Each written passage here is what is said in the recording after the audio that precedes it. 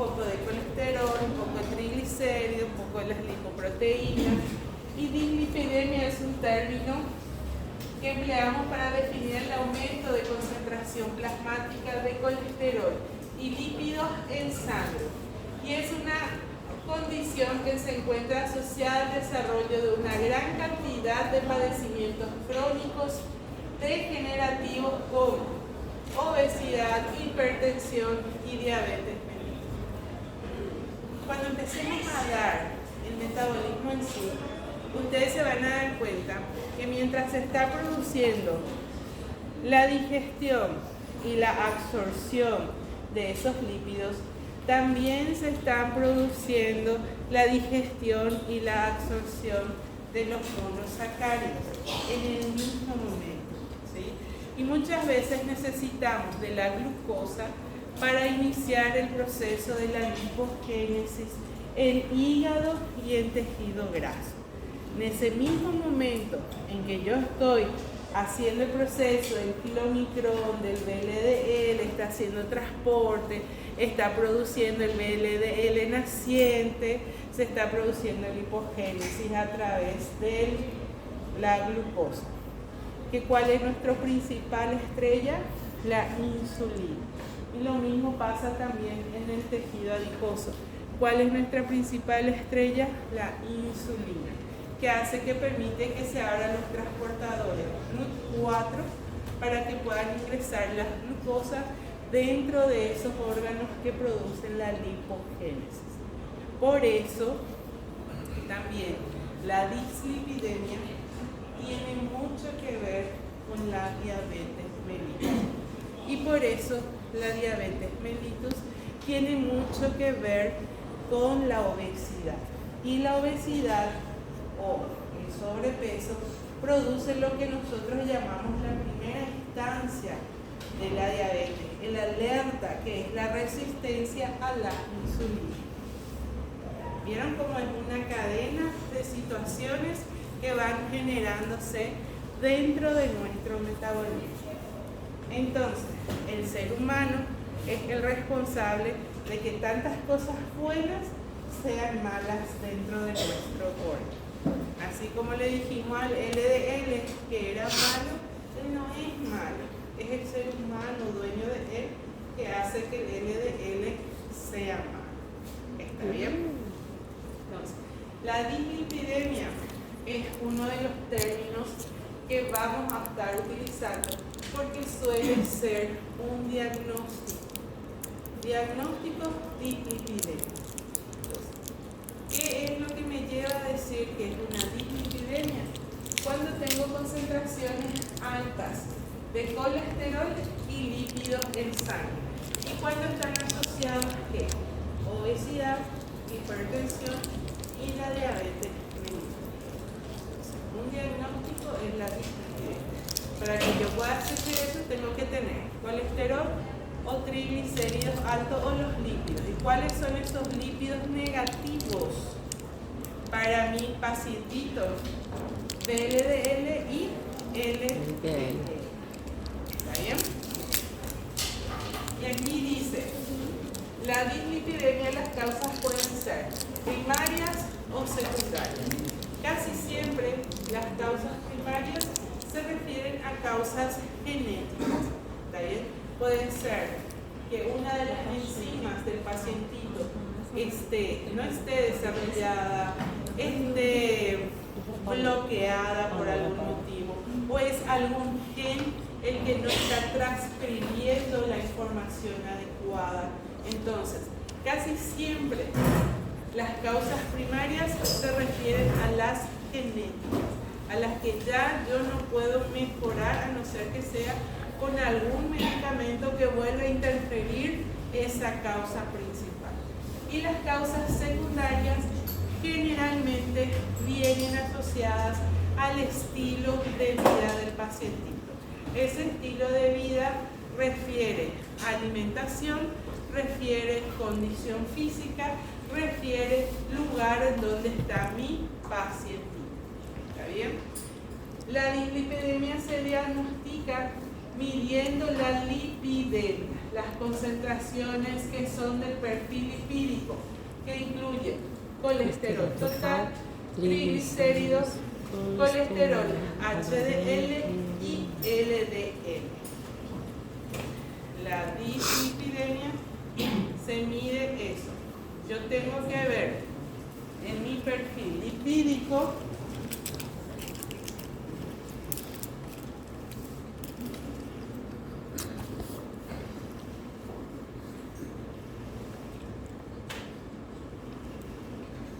yo voy a hacer el dosaje de colesterol total, voy a hacer el dosaje de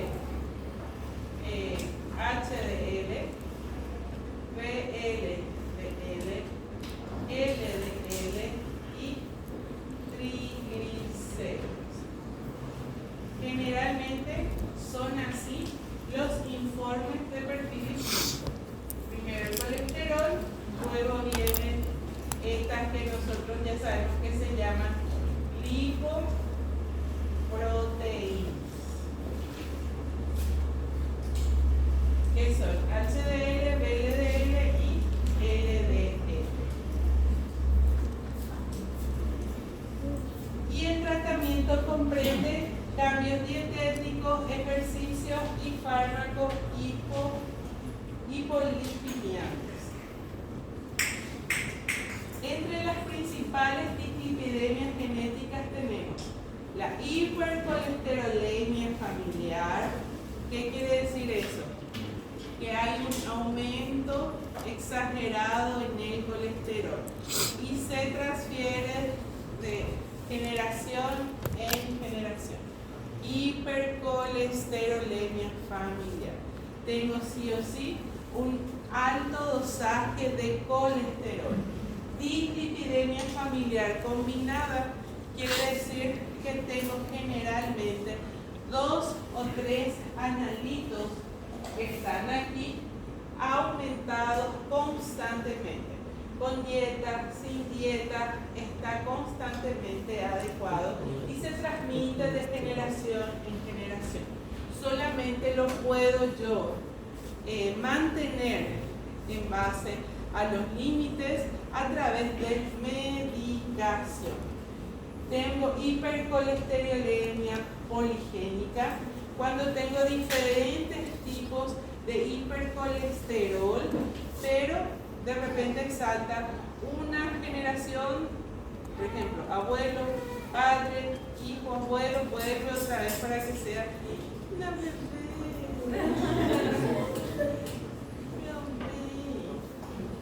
No griten que de repente para que sea así, algo más de 2 genes dentro de una generación. 2 genes diferentes dentro de una generación. La beta-lipoproteinemia que afecta solamente a las beta, a los enlaces beta, y la hipertrigliceridemia familiar, el déficit de HDL.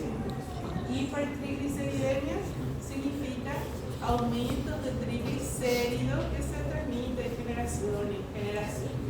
O el déficit del HDL. Tengo aumento del triglicérido y tengo una disminución del HDL. Entonces, en este tipo de personas no voy con una dieta o con ejercicio, no va a mejorar eso. ¿Entienden?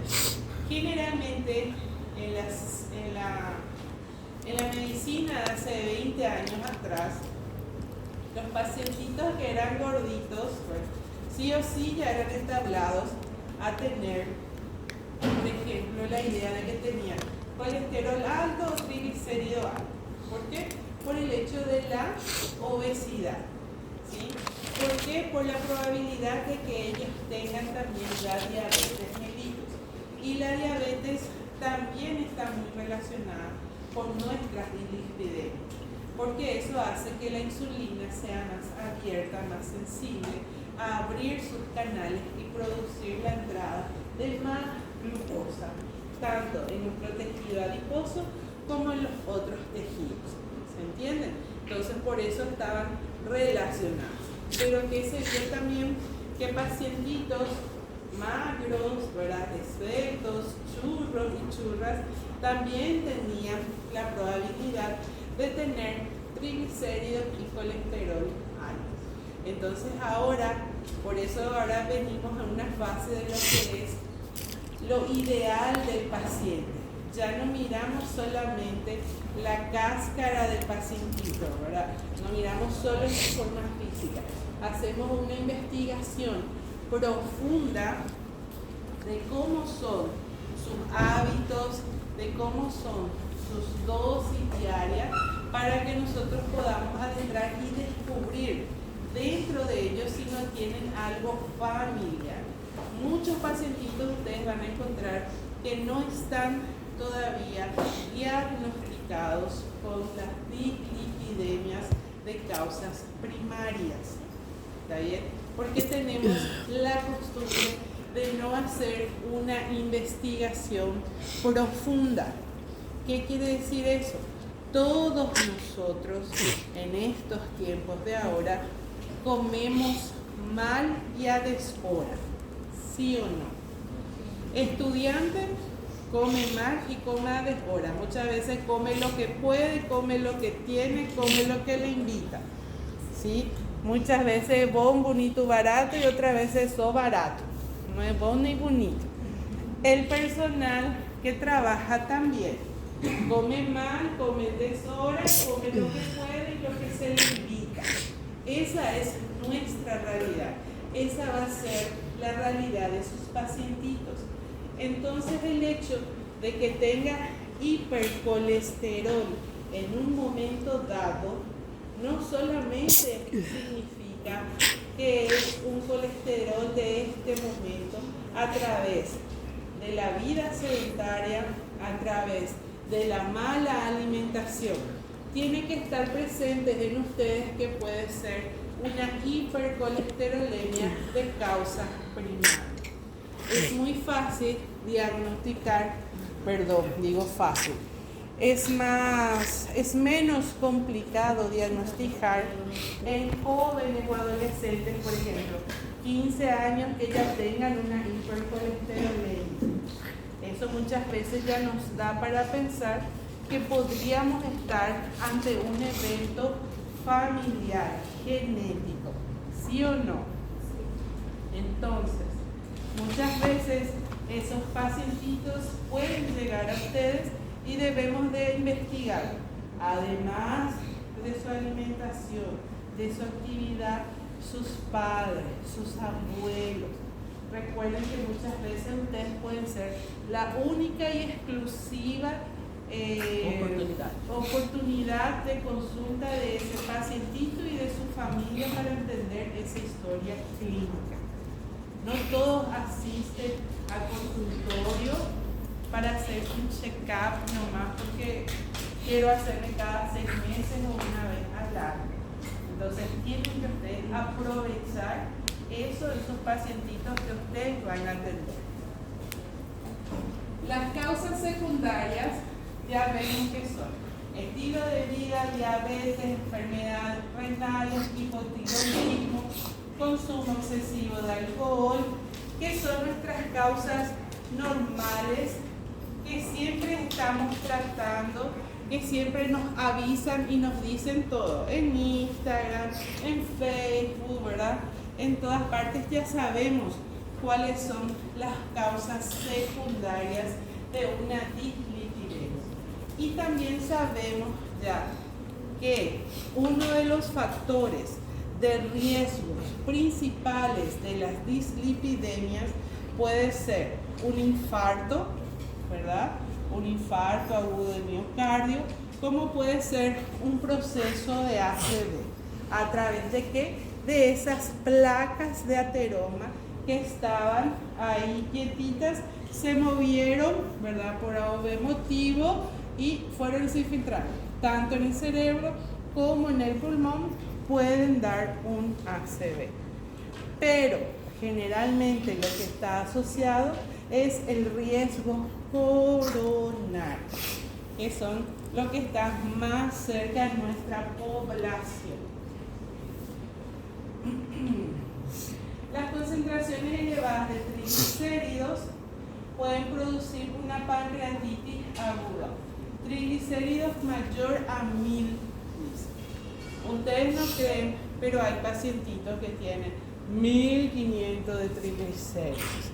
Y es su primera consulta que hace porque siente un dolor abdominal agudo o porque tiene un malestar generalizado. Y es su primera consulta. Generalmente son nuestros pacientitos que trabajan día a día como albañiles, como pacientitos que están en el reparto de las basuras, como carretilleros, todos esos que tienen esa vida o tienen encima un ejercicio extenuado de trabajo físico, pero una mala alimentación y un mal soporte dentro de lo que es su familia, su estado alimentario, gracias al trabajo que hace desde la madrugada hasta la noche. Entonces, ese sector es el que tiene más probabilidades de tener una pancreatitis a través del triglicérido elevado. Como también los niveles altos de triglicéridos son causa de hepatoesplenomegalia, parestalsis, disnea y confusión. Hepatoesplenomegalia, ¿qué es? Aumento do fígado, baço, hepatoespleno, fígado y baço. Hígado, generalmente, hepatoesplenomegalia, hígado, bazo. Entonces, nuestros triglicéridos hacen que ellos tengan un aumento, así como también la esteatosis hepática, que se visualiza a través de ¿qué? A través de una imagen, de una ecografía. Ecografía ustedes llaman, ¿verdad? También. A través de una ecografía nosotros vemos la hepatoesplenomegalia, porque es de hígado, y muchas veces vemos también la esteatosis hepática, que viene a ser la cantidad de gordura que queda alrededor del órgano. ¿Y qué es esa gordura? Son los triglicéridos en forma de cadena que se van depositando. Ya no puede tejido graso, ya no puede células adiposas, entonces se van pegando donde tienen un pequeño lugar. Concentraciones altas de LDL pueden causar arcos coronares y xantomas en el tendón de Aquiles, los tendones del codo y las rodillas. ¿Qué son xantomas? Son estas erupciones que ustedes ven ahí. Esas erupciones no aparecen así, todita de las nada. Esas erupciones aparecen uno, después de un tiempo aparece otro, un poquito más cerca, otro poquito más cerca, y así va apareciendo en el lugar donde más aparece. También tenemos xantomas palmares, como pueden ver así.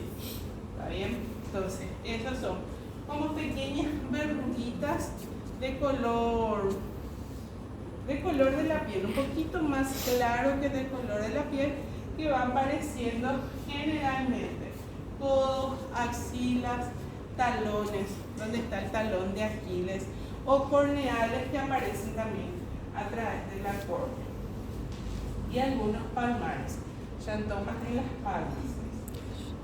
Esas son unos de los signos visibles que nosotros visualizamos en el paciente.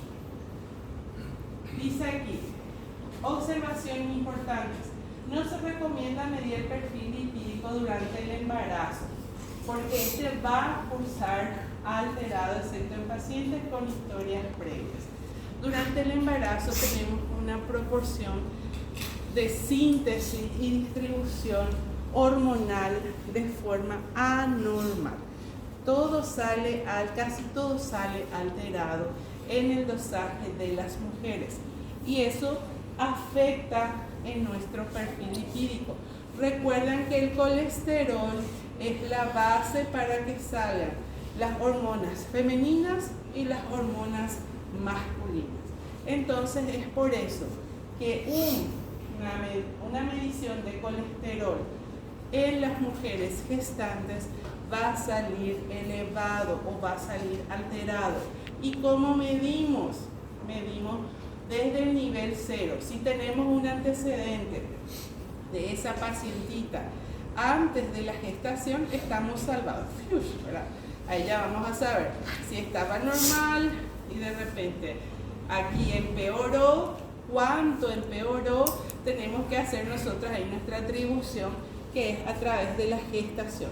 Durante la gestación muchos medicamentos no son posibles de tomar. Entonces, ¿qué hacemos ahí? Dieta. Damos todo lo que es posible en la dieta y alguna actividad física.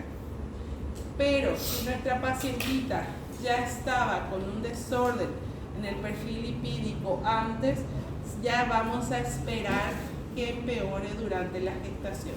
Y ahí tenemos que estar atentos para que no ocurra ningún desenlace mayor en el perfil lipídico durante ese proceso. ¿Se entiende? En pacientes con infarto agudo de miocardio, se va a alterar después de las primeras 48 horas. ¿Qué quiere decir eso? Hay pacientes que tienen así, un dolor en el pecho. Cuenta así, reza, pasa y pasó, ¿verdad? Ese primer había sido, ya fue un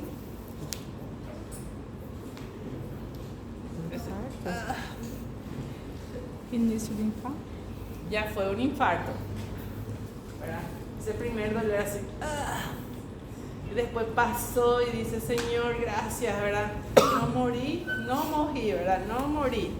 Pero me quedé en mi casa, no le dije a nadie y estuve así porque ya pasó, pero fue un dolor agudo que no me movilizó, no me dejó inconsciente, pasó en un periodo, ¿verdad? Entonces yo dejo pasar ese momento. Seguro que fue un estirón, seguro que fue, ¿saben? Ese cuando queremos explicar algo que no tiene explicación. La cabeza nos dice, andar doctor, ¿verdad?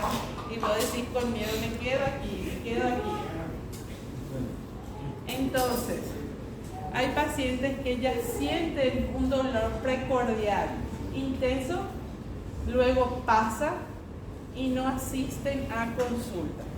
Y luego empeora aquí a 48 horas, ya es un dolor mucho más agudo. Y ya que le deja sin aire, sudoración, ¿verdad? Todo el pecho ya y tiene que ir a consulta de urgencia. En ese caso, si le pedimos perfil lipídico 48 horas después, va a estar disparado, pero no va a ser real, va a ser porque está en un cuadro inflamatorio. Ya sucedió antes el proceso, el primer proceso de el infarto sucedió antes. Entonces, cuando yo pida, va a estar su triglicérido 900, su colesterol 500, su LDL, no sé, 100, va a estar totalmente desfasado, no va a ser un valor real que yo estoy midiendo. Por eso es muy importante en el momento que llegue el paciente a ustedes en urgencia, saber identificar por el momento que ocurrió el primer evento. Este es tu primer evento, si no está él, el que acompaña. Por eso es muy difícil muchas veces encontrar ese primer evento real. Y muchas veces el perfil lipídico por eso les desconcierta a ustedes cuando ustedes piden en el momento del infarto.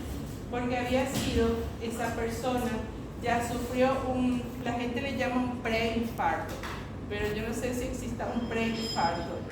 La verdad que algunos cardiólogos dicen que no y otros cardiólogos dicen que sí. Ustedes cuando den cardiología después me van a responder si existe o no el preinfarto.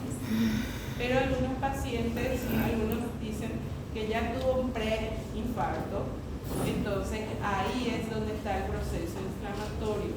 Hace que todo sube. Por la prostaglandina, ¿recuerdan? ¿Cuál era primero que aumentaba? La próstata, leuco, después, trombo, glucosano, prostaglandina, leucotrieno, tromboxano, hace que todo nuestro perfil salga alterado después de las 48 horas. Entonces, ¿qué es importante? Antecedente del paciente. Se busca en el hospital. ¿Cuál es su antecedente perfil lipídico? Si ya tenía desastre, bueno, placas de ateroma. Si no tenía desastre, bueno, empezamos a ver cuál fue el factor que dio para que haga ese infarto agudo de miocardio. Y si sale todo alterado, tengo que visualizar. ¿Fue ahora o fue antes? ¿Será por la prostaglandina? ¿Será por los leucotrienos? ¿Será por mis tromboxanos que están todos así? Ahí yo tengo que pedir troponina, tengo que pedir todas las otras enzimas coronarias que me van a ayudar a identificar el momento donde inició ese infarto. Más o menos, bebé, más o menos. No se pide. Pueden ustedes pedir, pero les va a generar confusión. Solamente se dosa después de un mes.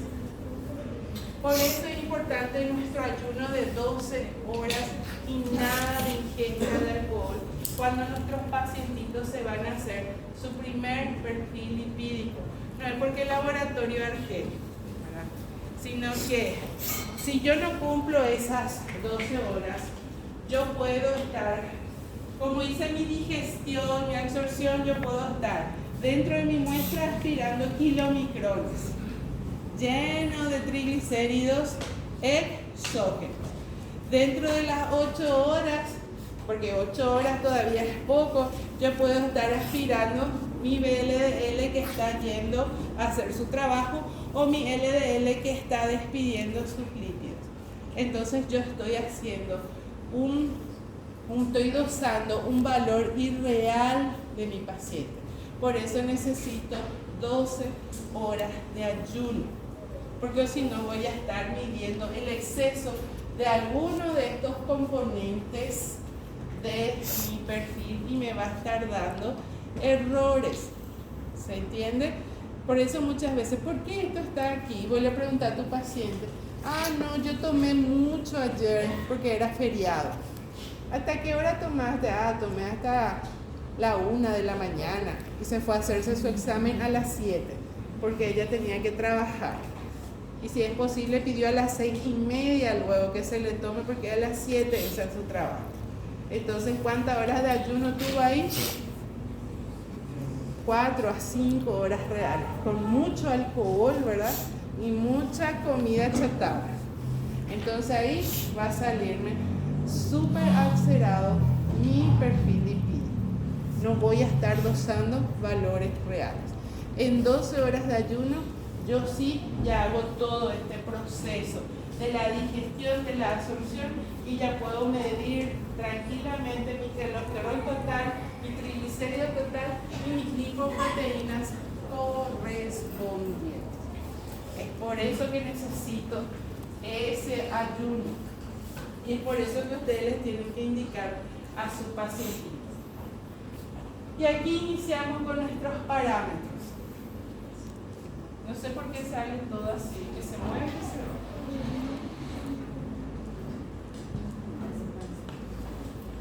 Aquí iniciamos nuestros valores. Dice que mi valor óptimo, colesterol, ¿cuánto es? Total? Total. Menor que 200. Menor a 200 miligramos de cilindro. HDL, 40-60. 40-60. PLDL, Entre 2 e 30.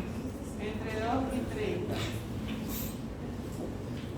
LDL, Menor que 100. menor a 100. Y triglicéridos, Menor que 150.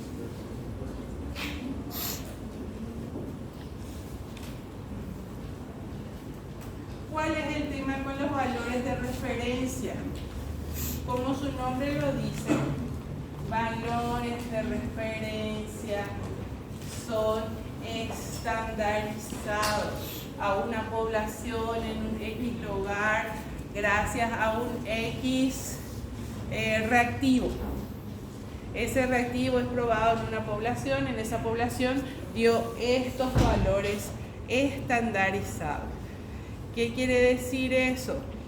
Que como tal, la mayoría de las veces, colesterol total menor a 200 es igual en Paraguay, es igual en Brasil, es igual en Argentina. ¿Sí o no? Sí, ¿verdad? Lo mismo pasa con HDL, VLDL, LDL y triglicéridos. Pero ¿qué nosotros sabemos? Sabemos que las condiciones de Paraguay, que no tiene salida al mar, que no tiene alimentación directa del mar, es muy diferente a lo que es Brasil o Argentina o Bolivia o Uruguay inclusive. La altura, la zona geográfica es muy diferente. Lo mismo pasa a alguien que está en Sao Paulo, en Brasilia, que está allá en Ceará, ¿sí? Es muy diferente. Entonces, estos valores estandarizados están, como su nombre les dice, para darles una guía, una referencia. Lo que nosotros tenemos que tener en cuenta siempre, ustedes, es el valor ideal en la zona, en el país donde ustedes se encuentren trabajando. El valor ideal en la zona de Ceará va a ser diferente al valor ideal aquí, va a ser más o menos diferente o parecido al valor de Paraguay, que va a ser diferente al de Bolivia, si es que se van a trabajar en Bolivia, que va a ser diferente en Estados Unidos, que va a ser diferente en San Paulo. El valor ideal. La mayoría de los laboratorios les van a dar este valor de referencia. Pero eso no quiere decir que sea el indicado para el pacientito de ustedes. Ustedes tienen que ver su edad, ustedes tienen que ver sus enfermedades de base, si es que está con hipertensión o no, si es que está con obesidad o no, si es que tiene o no diabetes. Eso es lo que le va a individualizar a sus pacientes dentro de sus valores de referencia. Esto es solo una guía, no indica que esté bien o que esté mal. ¿Se entiende, gente? Es solo una guía. Luego tenemos valores normales sobre óptimo, alto, muy alto, que son referencias a nuestro valor óptimo que deseamos. Cada sociedad, la sociedad paraguaya de cardiología, tiene sus valores ideales para el perfil lipídico. Esa es la Sociedad Paraguaya de Cardiología, está aquí para Paraguay. Ese es el valor ideal. Ustedes van a tener su valor de referencia y van a tener su tabla de valores ideales a través de la Asociación Paraguaya de Cardiología. Cuando ustedes estén en Brasil, a través de la Asociación Brasilera de Cardiología, van a tener su valor de referencia y van a tener su tabla, porque su paciente es obeso, hipertenso y encima sale alterado su perfil lipídico. Y si tiene todos esos 3 puntos, entonces quiere decir que tiene riesgos aterogénicos. Y cuanto mayores puntos en riesgos aterogénicos tengan, es más probable que sufra un infarto agudo de miocardio dentro de los próximos 5 años. Y eso está comprobado científicamente. ¿Me están entendiendo? Por eso es importante que ustedes sepan que es un valor de referencia, que eso es solo una guía y basado donde ustedes estén, en momento y tiempo, utilicen los valores ideales correspondientes a la sociedad de donde ustedes estén. Si están en Paraguay, si están en Brasil, de Brasil, si están en España, de España. Y otra vez tengan en cuenta los datos que tiene ese paciente. Tiene obesidad, es más un punto para riesgo aterogénico. Tiene hipertensión, más un punto para riesgo aterogénico. Tiene diabetes, más un punto para riesgo aterogénico. hay una tabla que dice puntos de riesgo aterogénicos, que los médicos manipulan y trabajan en base a eso.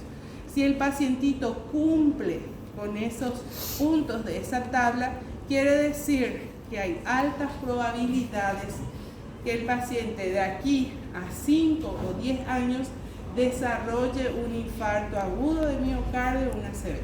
Eso es casi por seguro. El único que resta puntos en esa tabla es nuestro HDL si él se encuentra mayor a 60. El HDL se fue, ¿eh? Entonces, puede sumar puntos: obesidad, hipertensión, diabetes, puede sumar puntos inactividad física, puede sumar puntos, no recuerdo otro requisito, pero el único que resta puntos es que el HDL esté mayor a 60. Eso es el que menos 1. Entonces necesitamos, por eso las campañas, están muy buenas las campañas donde dice que necesitamos suplementar nuestro HDL con omega 3.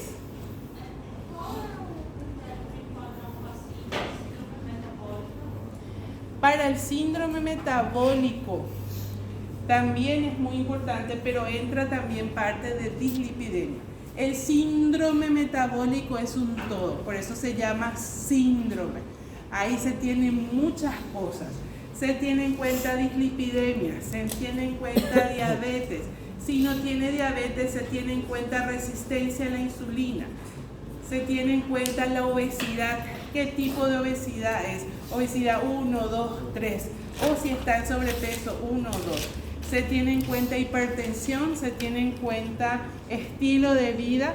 Si no entra en ninguno, por ejemplo, de dislipidemia, si supera el diagnóstico de diabetes, si supera el diagnóstico de hipercolesterolemia, entonces entra dentro del síndrome.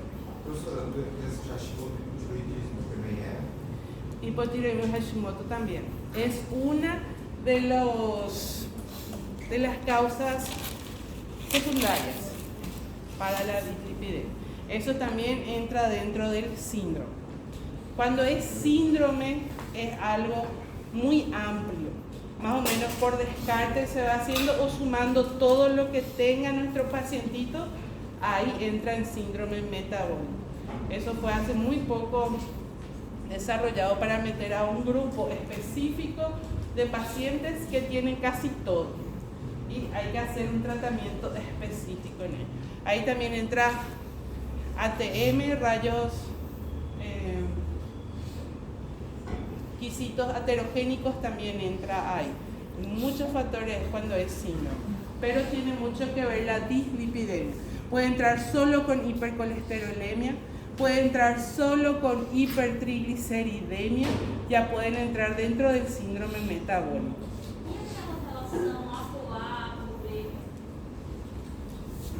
¿A qué la qué? Eso también entra dentro de lo que es nuestro quisito para riesgos aterogénicos. Para saber, estipular si nuestro pacientito, recuerda nuestra ApoA, ApoB que están dentro de nuestras lipoproteínas, esas son las apoproteínas, esas también son estudios un poco más específicos que entran dentro de lo que son los riesgos coronarios o riesgos aterogénicos, que también se piden el dosaje, ya más los cardiólogos suelen pedir ese dosaje porque ya cumplieron con esta parte de lípidos, ya cumplieron con factores de hipertensión, obesidad o diabetes, entonces necesitan ver cómo está la relación ApoA, ApoB para saber su riesgo coronario y de repente ahí hacer ese estudio donde se hace ya el estudio invasivo, que es para ver las venas, cómo están en tiempo real y forma. Entonces, eso es más los cardiólogos que piden, pero es una buena acotación de la compañera. También se hace el dosaje de ApoA y ApoB, pero generalmente ya es para ver específicamente el riesgo coronario, porque mi pacientita ya tiene todo lo relacionado a riesgos aterogénicos. Esa es la suma de uno más. Entonces yo, acá hay alto, ¿verdad? Alto porcentaje, entonces tengo que hacer una visualización interna de esas venas o de esas arterias. Recuerden que tenemos aterosclerosis y tenemos arteriosclerosis también, ¿sí? Entonces, estos valores que ustedes ven aquí son guía y nos dan un porcentaje de lo que tenemos que tener en nuestros pacientes. Por ejemplo, ahí está en rojo. Si supera los 30 miligramos de cilitro es perjudicial. Es más que tenido que nuestro VLDL de 2 a 30, si supera, porque es un transportador de ¿qué? De triglicéridos endógenos. Si tengo gran cantidad de eso, quiere decir que voy a tener muchos triglicéridos endógenos producidos y liberados ahí que no saben para dónde ir, no tienen lugar. Por eso tengo un excedente en mi sistema circulatorio, por eso yo lo doso y lo estoy dosando y lo estoy viendo dentro de mi perfil lipídico.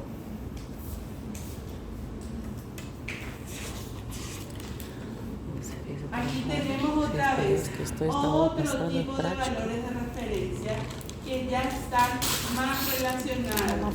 Vieron que aquí, por ejemplo, no utiliza valor de referencia, utiliza deseable, utiliza moderado riesgo, riesgo elevado y riesgo muy elevado.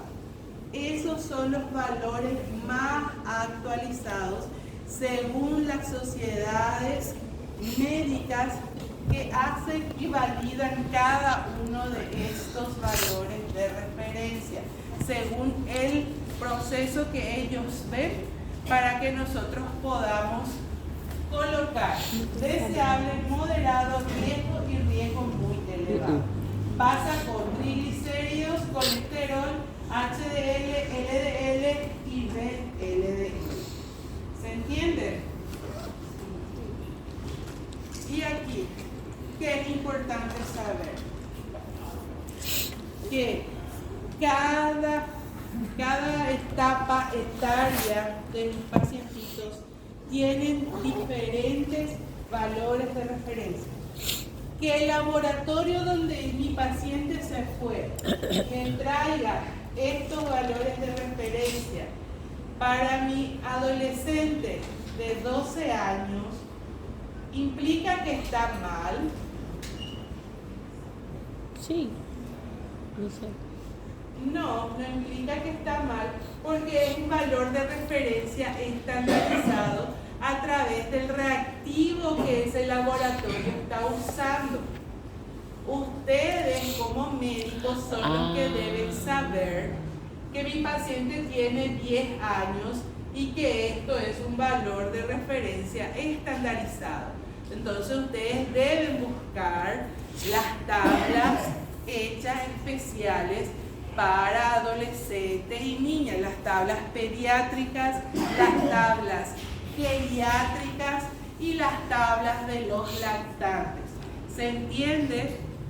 No porque mi valor de referencia me vino así y mi niño de 10 años tiene 199 de colesterol, está bien. Porque ustedes, ¿qué están haciendo ahí? Ustedes ahí no tuvieron bioquímica en su facultad, entonces ustedes están viendo que está normal. La clase de bioquímica les enseña que cada etapa de edad de desarrollo de una persona humana tiene un valor de referencia, una guía de referencia para ustedes, individualizados. ¿Se entiende? Esto es muy importante, gente, que no se olviden de aquí a 10 años.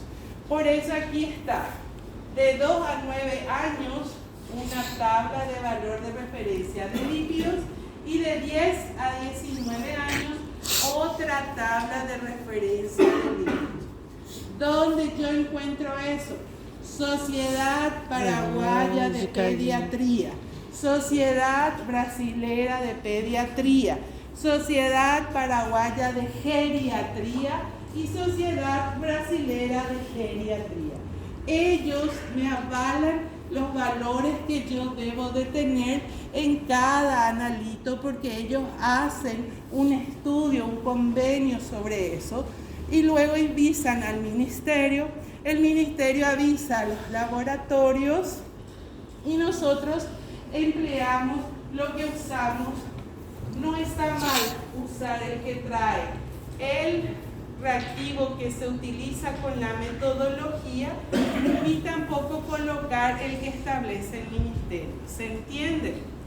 Entonces, ustedes deben saber discernir, pensar, ver de qué valor de referencia yo tengo de mi pacientito y en cuál él se ubica.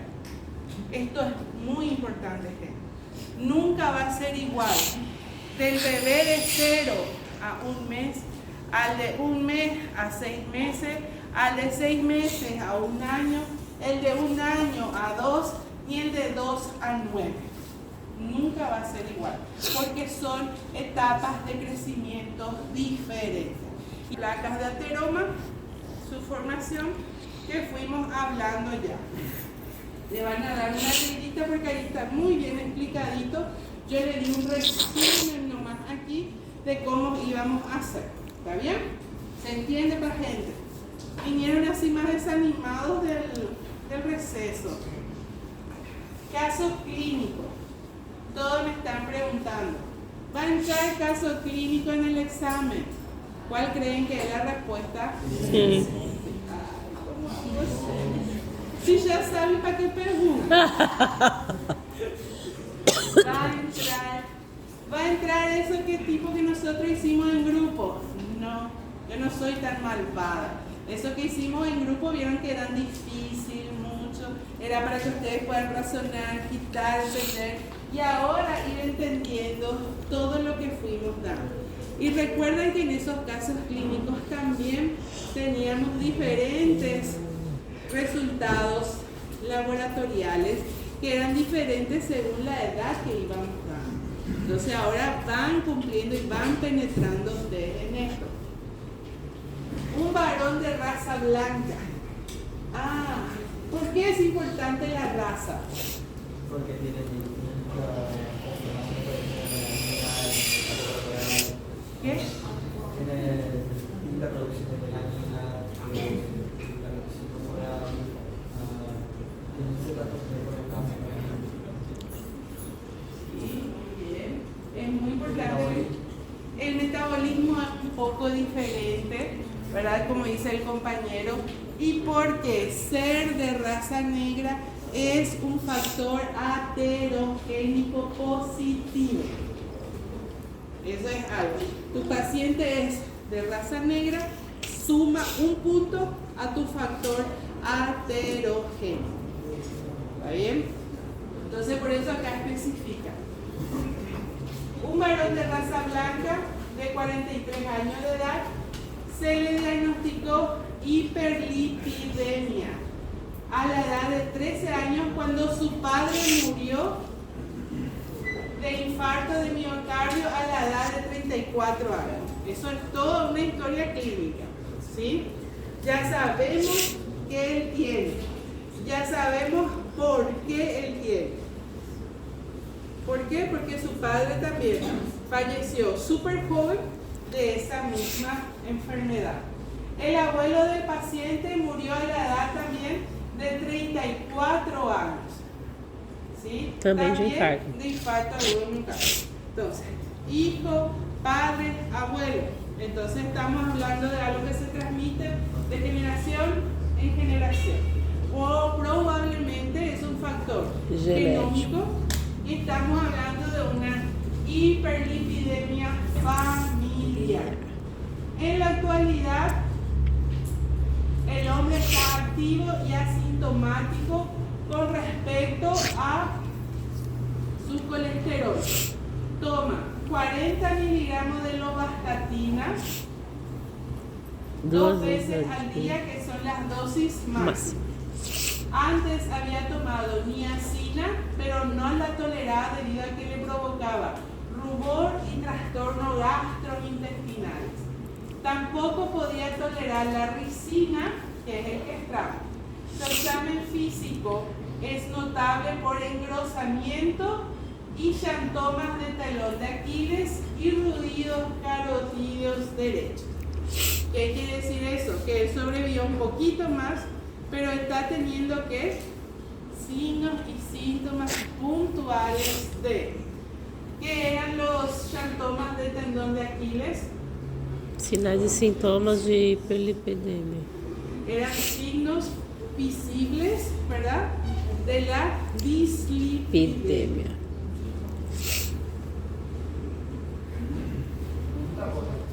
Entonces, él ya tiene un diagnóstico de hiperlipidemia a los 13 años. Los síntomas también no son síntomas de taponamiento venoso. Síntomas y. ¿Cómo se llama? Brilla la piel. Cuando yo hablé. ¿Cómo se llama? Varices. Síntomas y varices también no son síntomas de taponamiento venoso. Sí, también son los xantomas, pero nosotros estamos hacia, porque él ya tiene un diagnóstico a los 13 años de hiperlipidemia, ¿sí? Todavía no tenía ahí los xantomas ni nada, solo por la historia clínica y todo lo que iba sucediendo. Pero ahora, a los 40 decía,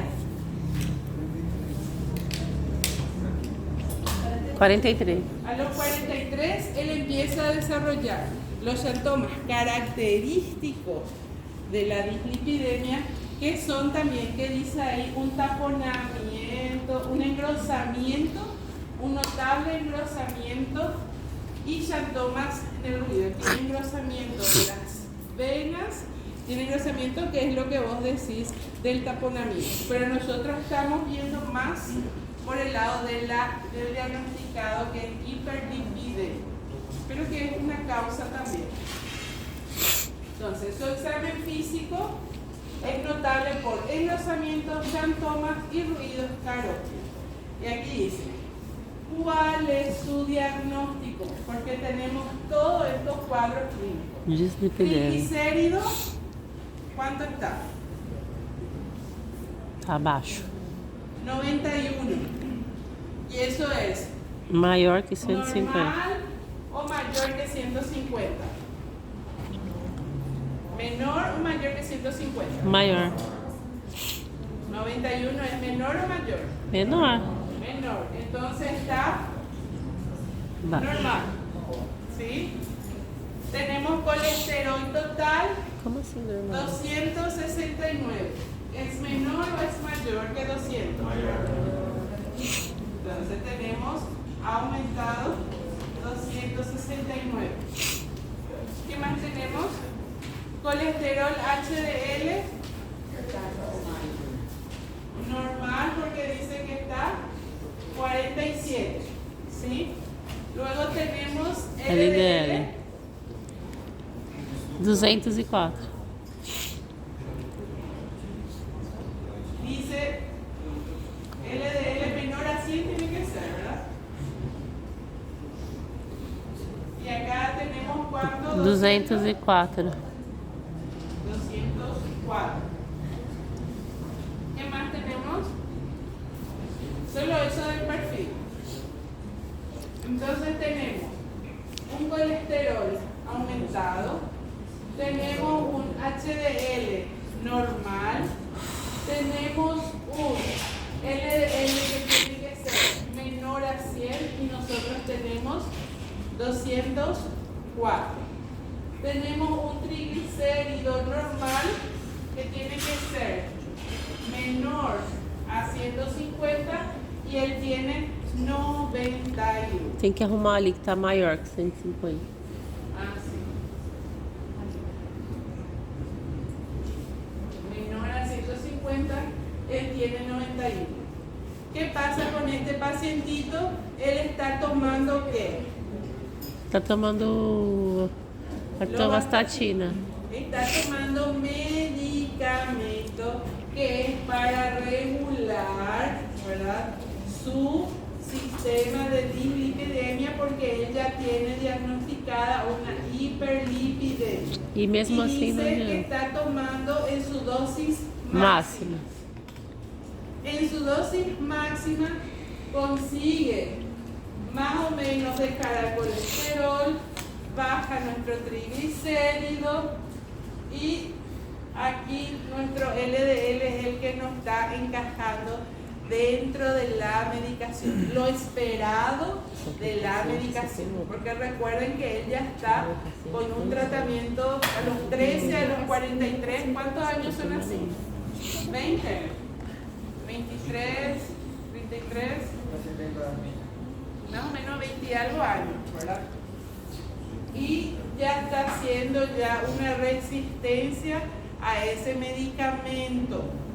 Entonces su LDL está aumentando. Condice con qué? Con su examen físico, engrosamiento y xantomas del tendón de Aquiles y ruidos carótidos, ¿verdad?, Direito. derecho. ¿Qué me da también aquí el laboratorio? Me da, esto nosotros llamamos de perfil hepático, que es el GOT y las GPT de mis pacientes junto con la fosfatasa alcalina. ¿Por qué le pide también perfil hepático? Porque uno de los factores de la dislipidemia es tener hepatoesplenomegalia. Entonces, con esto nosotros descartamos que tenga una hepatoesplenomegalia, porque está normal su GOT, su GPT, su fosfatasa alcalina y electrolitos y glucosa en ayunas está normal. Nuestro problema es su perfil Lipídico. principalmente su LDL. D. Logo Deus leva.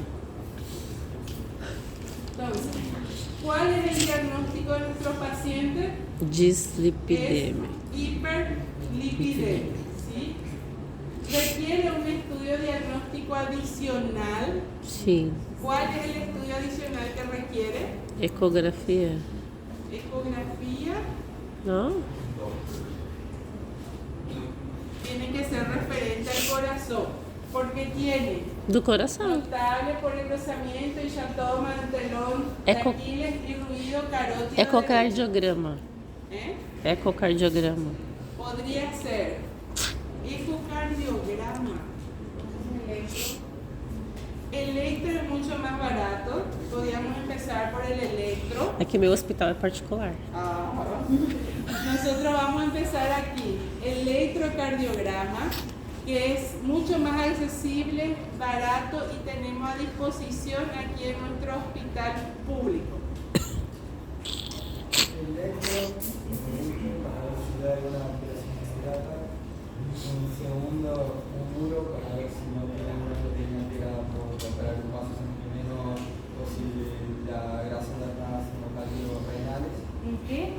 Si la grasa está haciendo cálculos renales, muro. Uro. Uro. ¿Qué le llaman uro? Por ahí. Un estudio de orina simple y sedimento. Se logra la ecografía del corazón si no presenta nada de Ureia, creatinina, por quê? É perfil renal? Uroanálisis. ¿Vos decís a orina simple y sedimento o vos estás refiriendo a urea, creatinina? Urea, creatinina y otra completa. Ureia, creatinina, mas não é por rim? Para nosotros es renales. Vamos a enfocarnos en el engrosamiento de la arteria de nuestro paciente, en los síntomas de xantoma que tenemos del talón de Aquiles, ¿verdad?, y esas cosas, y en el ruido que tiene en el carótido, ¿recuerden? Entonces, nos visualizamos en qué, suponiendo que estamos en nuestro hospital público, gente, ¿sí?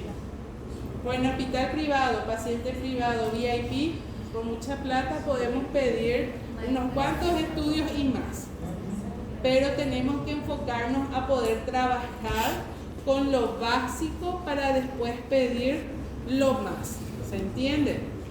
Electrocardiograma, sí o sí, ese hay en nuestro hospital para todos. Eso nos va a dar nuestro primer rango. ¿Qué también podemos pedir? Podemos pedir estudios laboratoriales específicos para el corazón, porque todavía nosotros nos dimos los otros, y esos son las enzimas cardíacas y la troponina. Son los estudios que son llamados perfiles cardíacos, perfiles que son específicos del corazón. Eso ya nos va a dar una visión de cómo está ese engrosamiento. Entonces, primero nos vamos a electrocardiograma, que sí o sí tienen los hospitales. Nos vamos a análisis laboratoriales del corazón, perfiles cardíacos. Luego podemos también solicitar una ecografía del corazón. En el hospital público hay para hacer ecografía del corazón, hay todo el tiempo. No hay todo el tiempo, ¿se entiende? Pero hay para hacerse en algunos. Otros ya podrían decir ecodoppler, ¿verdad? Todo lo más full, pero nosotros tenemos ecocardiograma y tenemos los perfiles cardíacos que nos van a decir cómo está ese corazón. ¿Están entendiendo? Entonces, esos son los análisis que nosotros podemos decir. Ecografía del corazón también podemos solicitar. En el servicio público hay, pero no hay todas las veces. Entonces, sepan a quién pedir y cómo pedir. Yo les sugeriría, desde mi humilde opinión, primero ver los perfiles cardíacos y luego solicitar la ecografía si requiere paciente.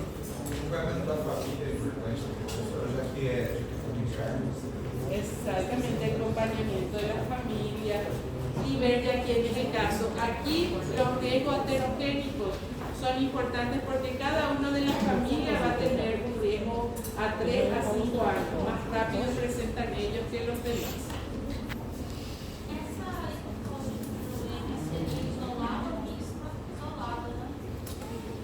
¿Cuál? Seria isolada ou mista? ¿Cuál estamos hablando? Não, do diagnóstico. Hiperlipidemia. Sería isolada porque nosotros tenemos más que ver con nuestro LDL. Ahí ya tendríamos que ver cuál representa a esa familia. Estamos hablando de forma general, pero ustedes pueden visualizar aquí que nuestro problema es el LDL, no son los otros factores lipídicos. ¿Qué otras pruebas de laboratorio se deben hacer? Ahí sí ya llega. Mi paciente es obeso, mi paciente es diabético, entonces ¿qué le puedo hacer? Glucosa, en estudio de glucosa. Si no es diabético, él no sabe que es diabético, él toda la vida se preocupó por ¿cuál? Se preocupó por su perfil lipídico. Gallo. En esos casos, si mi paciente toda la vida se preocupó con su perfil lipídico y yo veo que él tuvo un aumento de 20 kilos, ¿verdad?, en consultorio, y veo también que él presenta una mancha detrás de la nuca, ¿qué le debo de pedir?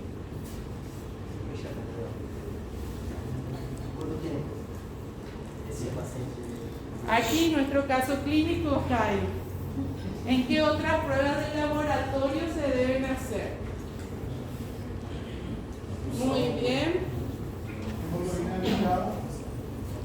Para descartar diabetes tipo. Exacto.